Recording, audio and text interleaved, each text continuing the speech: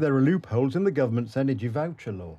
The vouchers will not protect us from price increases. Income thresholds are strict and the proposals in the draft do not include, among others, residents heated by communal boilers. That is, residents of housing communities and cooperatives. Fuel prices will also rise and the Green Deal mandates the replacement of stoves.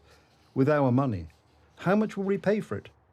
Although Poles are supposed to be protected from the July energy price hikes by a special government law, this one already contains loopholes. The energy voucher is not enough for all. And if we're talking about heat sources, not all of them will receive government subsidies. How much will we really pay for the Green Deal in our homes? Today, I'm investigating. Insulating our homes saves us a lot of money, and there will probably be good loans arranged for this in order to mobilise us all to save money.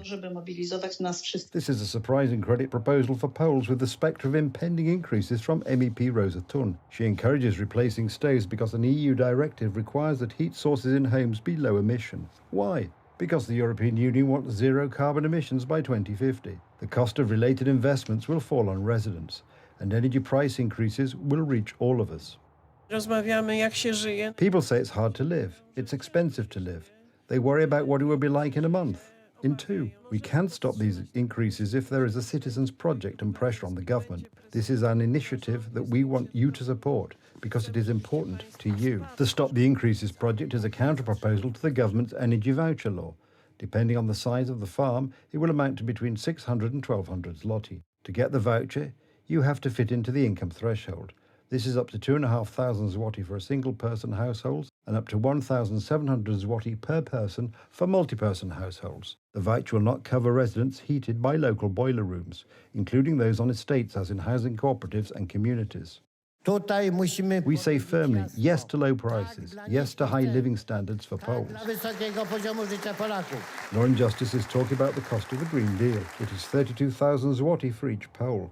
Meanwhile, according to Climate Minister estimates, energy prices will rise by nearly 30% in the second half of the year compared to the first half. Experts say the increases will be even higher despite the announced exemption from the power fee, which this year is up to 14.9 zloty per month. It will be tens of percent for sure. It is a catastrophe for finances, especially for those poor households. But it will also be felt by everyone. What will happen if the law is passed in its current version? This will cause inflation to rise very quickly, and then poverty will spread even more, because that will be the effect. This is a very serious problem for families and families with children, for single-person households, for single parents, those people who spend a lot of money on this energy, and now they will spend even more. This is another series of increases after April's price hikes on food and fuel. Edyta Hołdyńska, TV Republika.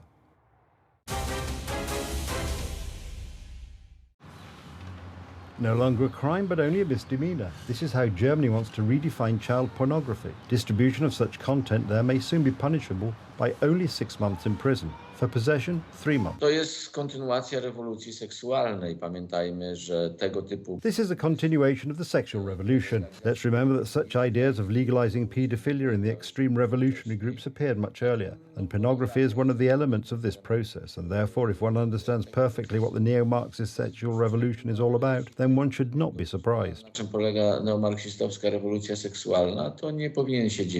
paedophiles rejoice, and the government explains that it is about the welfare of children and young people. They are increasingly sending nude photos and videos of each other. In this case, the perpetrators generally do not act for the purpose of sexual excitement with child pornography content, but rather for reasons typical of the adolescent stage of development, such as naivety, curiosity, a desire for adventure, or a desire to impress. The idea is that they may do it without facing consequences. This wiki can be used by criminals. Here you also have to keep this iron hand on the people who are the organizers of this type of crime.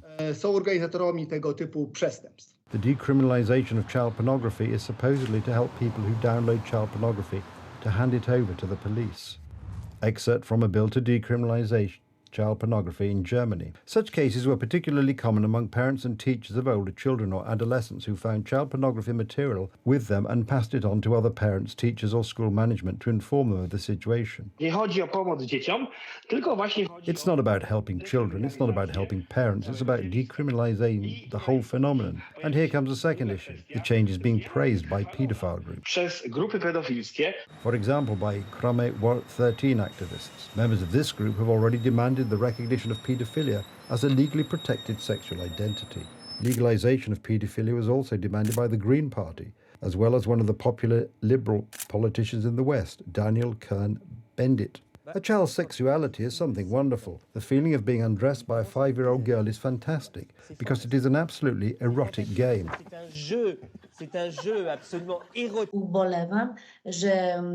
I regret that this paedophile lobby has such a huge influence. This is appalling. Therefore, all hands on deck. We need to watch over our children and prevent the European Parliament from imposing this kind of shameful regulation on member states as a next step. Parlament Europejski narzucił państwom członkowskim tego rodzaju haniebne regulacje. The bill has been referred to a special committee of the German Bundestag for further work. Konrad Wąż, TV Republica. During a report on Poland's security, Władysław Kosiniak-Kamysz, Deputy Prime Minister and Minister of Defence, spoke a lot about the technical modernization of the Polish army. We have increased funding for the Polish army, reaching a record level of 4% of GDP, the highest among all NATO countries. I would call it such a spectacular, logical fuck-up, as Minister Kosiniak-Kamysz does not present his own vision as far as defence is concerned. He announced continuity. De facto, he spoke the language of law and justice. Minister Kosiniak-Kamysz also talked about the new equipment that soon the Polish army is expected to acquire. We will soon sign a strategic purchase with the American side. We are buying Yasim-ER cruise missiles. Minister Kosiniak was presumably referring to Yasim-ER tactical missiles with a range of 1,000 kilometers capable of hitting targets on Russian territory, the purchase of which in March was agreed to by the US State Department. Talks on the subject were started by the previous Law and Justice government. I consider it one of our successes that in such a short period of time we have led to the fact that there are already K2 tanks in the Polish army, that in addition to HIMARS there are Chowmu, that is rocket artillery with a range of up to 300 kilometers, that there are FA-50 aircraft, training and combat aircraft. We pray that they will at least do what was already planned by the previous government. The peak of our dreams is for them to do it.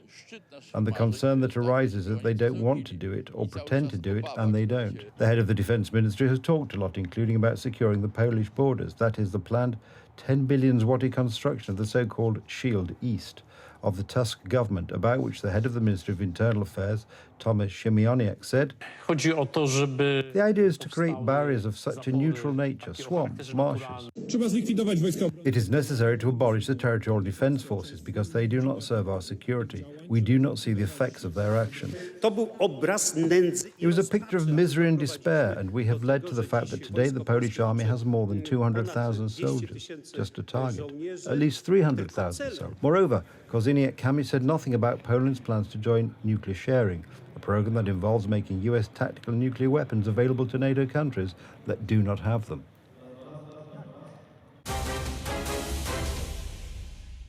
The items will also be available online at the auction house's website, juliansauctions.com. This is the biggest auction that's taken place since Diana herself did an auction in 1997.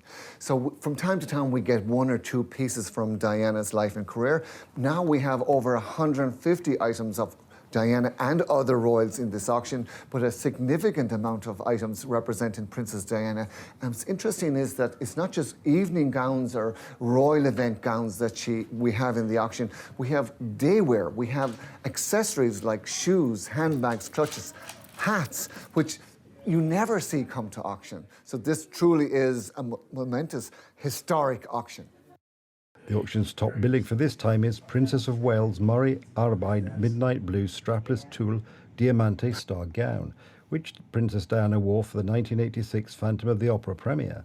This gown is expected to go for between $200,000 and $400,000, but Nolan expects it might set a new world record because it's so amazing. Other top items include a Spanish flamenco-style magenta silk and lace evening dress designed by Victor Edelstein and a pink floral shirt dress designed by Catherine Walker. Nolan thinks this auction ticks all the boxes as regards style and royal history, pop culture history, and is also an investment.